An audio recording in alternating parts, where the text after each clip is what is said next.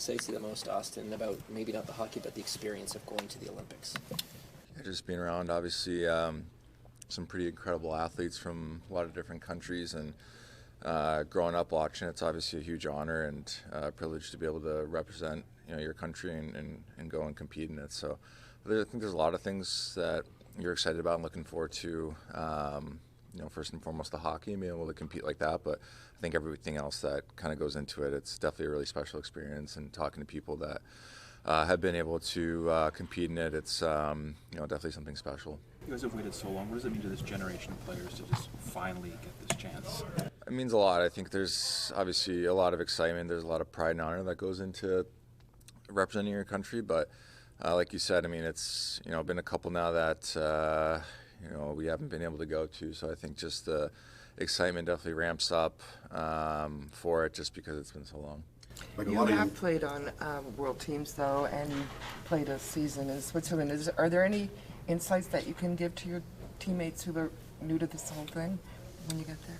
I don't know. I mean, I feel like most guys have kind of probably competed in some sort of international stage, whether it's U18s, World Juniors, World Championships. I think everybody has probably had some sort of experience, so I'm not sure how much more insight I have that I could offer going into it. What's it going to be like to face off against William and OEL? It'll be different. I mean, you're obviously, those guys have Willie's been a teammate for a long time. I've always been a teammate for a couple of years. I've known him for a long time, and it's always kind of weird and interesting going up against teammates or guys that you're pretty close with, but in the end, you're going out there and you're playing hockey and you're competing for your team. So you got to go out there and do what you have to do. Also, Billy Guerin kind of laid the gauntlet down in the summer. So you have to win. And the women's team has won, the world's team won for the first time in a long time. The world junior team has won. Now that's obviously the standard is the men's team. What does that do for the group? What does that say to the group when he's so public about that? Teams talk about that behind the scenes, but being public. Yeah, I mean, I think just the belief and the confidence that he has. In the group of Americans that we have going and representing the country, and I think all of us feel the same way. I mean, I think we feel like we're up there and we should be competing for gold. It's obviously the first Olympics in a while since we've been able to, but consistently be up there, and you want to be obviously the best country in the world, and this is a great opportunity, and it's been a long time coming for NHL players to go there and represent, and it's a great opportunity for us. Did you watch a lot of the Winter Olympics growing up? I mean, mostly hockey, I'd say. I liked watching some of the skiing and snowboarding stuff, but I think the Winter Olympics for me, playing hockey, it was always about hockey. I know, like Auston, you said the NHL players had a lot of years where they weren't involved, but when did it kind of dawn on you that maybe this could be a possibility, or did it ever? I mean, I think when the papers were signed and agreed to. Yeah. I mean, as a kid growing up and everything, did that ever into your thought at all? Like, I'm sure you think, okay, I want to make the NHL. Yeah, of course. I mean, I got great memories of watching the Olympics growing up, and even in junior, I remember watching the U.S.-Russia shootout in our lunchroom and missing a little bit of my post-lunch period to watch that. And so yeah, I mean, of course you're pretty aware of all that stuff, but it's always a goal to, it only comes every 4 years, so obviously the NHL is kind of the thing that's in the front of your mind when you're kind of coming up and playing juniors and minor hockey and stuff like that. But obviously this kind of opportunity not many people get, and it's something that's it's a very big honor to be able to do. How much do you think of the whet your appetite for this, Auston, and the fact that the majority of the team is the same? You got a chance to bond with some of those guys last year. Yeah, I think for everybody. I think all the players that were able to compete, I think the fans that watched, it's just so great for the game to have that aspect of it, and just bring something new to the watcher, and bring something new for the guys that haven't been able to compete and do kind of a best on best format. So I think it's amazing for the game that we're able to have NHL players there representing, and hopefully that'll kind of continue to grow the game in all the positive ways that it should be. How much do you think of the politics of this tournament heading in, all that hanging over? Not much, to be honest. Yeah. You don't feel it? living here in Toronto? Not really. I don't really, pay attention to that stuff much. I mean, I think you're kind of aware of it, and there's only so much that you can control. And my focus is on hockey and this team, and then when we go to the Olympics, my focus will be on Team USA and that team. So There were some surprising omissions on this roster when it was announced. I think most people would say a couple of surprising omissions. What is your reaction to this roster? What you think its strengths are? Well, I mean, I think you could go through every single team and make an argument for certain guys that weren't picked, and that's just kind of the way it goes. I mean, there's such a big talent pool to pick from, and so you kind of let the GMs and coaches and the people that are picking the team do their job and trust that they're kind of doing what's best for the team. And I'm excited. Just like you said earlier, there's a lot of guys that are coming back from Four Nations. I think it was a quick tournament, but I thought we bonded really quickly. We came together as a team very quickly, and a lot of us have played with each other, have known each other kind of coming up through juniors, world championships, world juniors, stuff like that. So it's important to kind of have that chemistry and that bond. But I think there's a lot of strengths. I just think that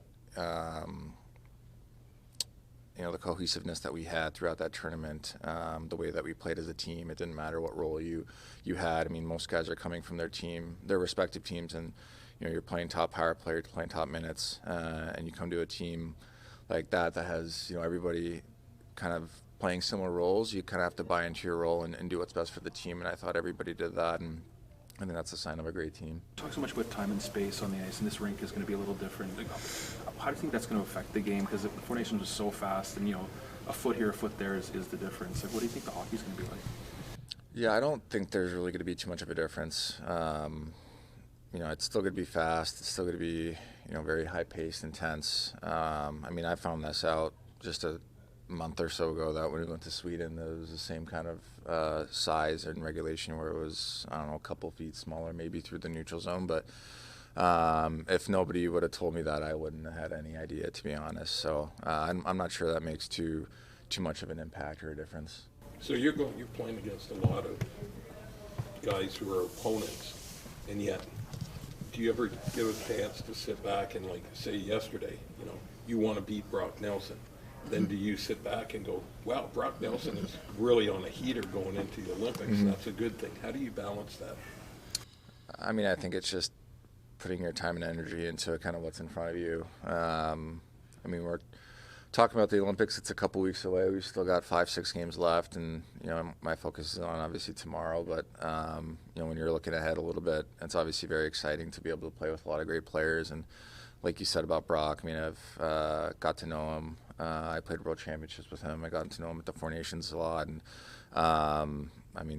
really excited to play with him. I think he's a really underrated player, to be honest, and he's having an incredible year. So it's great to see him, kind of peaking at this time. And unfortunately, he kind of gave it to us yesterday. But that's the game. But it's definitely exciting when you're going into it, and you're going to be able to play with a lot of really special players. Auston, a few years ago, it doesn't end well for Oliver in Vancouver. What do you say about a guy who put that aside and wins a cup in Florida, plays well for you guys, and now at 34 earns a spot in the Swedish Olympic team? Yeah, I'm super. We were all so excited for him. He's a true professional. He's been around for a long time, and like I said the other night, he's a guy that does a lot for us on our team. Plays a lot of heavy minutes, all situations, and I think it's extremely well deserved that he was selected to play, because he's having an incredible year, and he brings a lot more than just kind of what you see out there on the ice, off the ice. He does a lot of different things for your team. Was John Hamm on set for that NBC commercial with you guys, or did you guys sort of shoot that at different times? No, he wasn't. What was it like to make that? What do you think of the final product, I guess? Yeah, I don't know. It wasn't really my idea. I just kind of was told we were doing something like that, and I think it's all kind of done in fun. Just the excitement going into it and what the Four Nations kind of brought, and then leading into the Olympics. So, yeah. What do you think that the experience of being the captain of this team that you have now, how will that contribute towards what leadership role you have to bring to the other team that you're going to captain?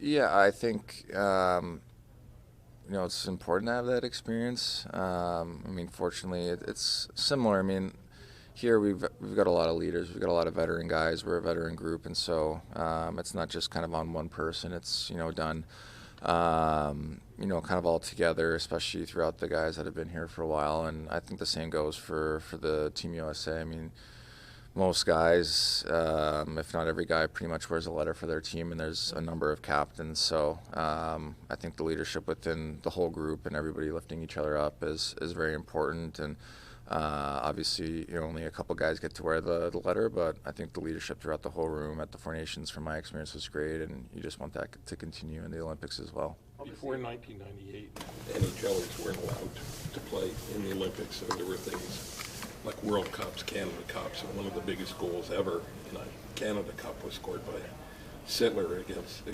Czechs. I mean, obviously he's being honored tomorrow.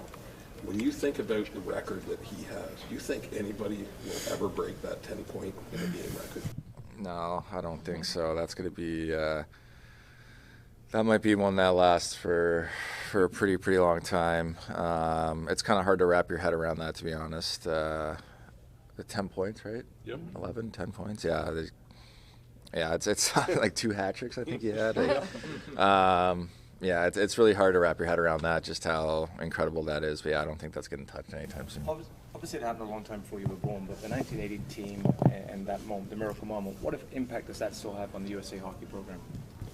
I mean, I think that moment obviously changed a lot for USA hockey, and maybe jump-started a lot of belief that U.S. could generate great players and compete in stages like the Olympics and stuff like that. So I'm still very fond of that movie. I remember watching it for the first time growing up, and even today it still kind of gives you chills. And just to kind of have that and remember that, it was obviously a very special moment. And like I said, I think it definitely kind of jump-started a lot of amazing things for the U.S. and hockey. What was it like having Michael Ruzzioni talk to the team during Four Nations, and then before the gold medal game, coming out in a Johnny Hockey jersey?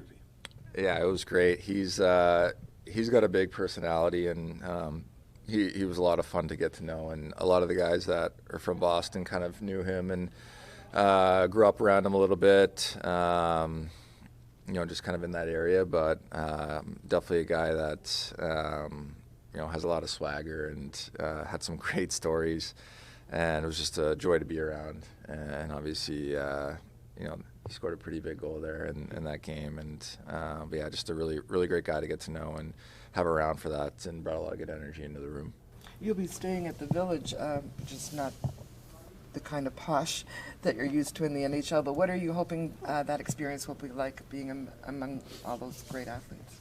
Yeah, I don't know what it's going to look like or whatever. I mean, I don't think it really matters. I think, it's just cool to get to experience that, to be in the Olympic Village. I mean, you hear all about it, and to be around different athletes from different countries and different sports, and kind of get, because you kind of have your process, and you kind of know what you go through and the grind that it is, and you kind of get to see up close and personal what it's like to play different sports at that high of a level, and kind of what they go through. And so it's cool. I'm sure you'll kind of get to share different perspectives on that going through it.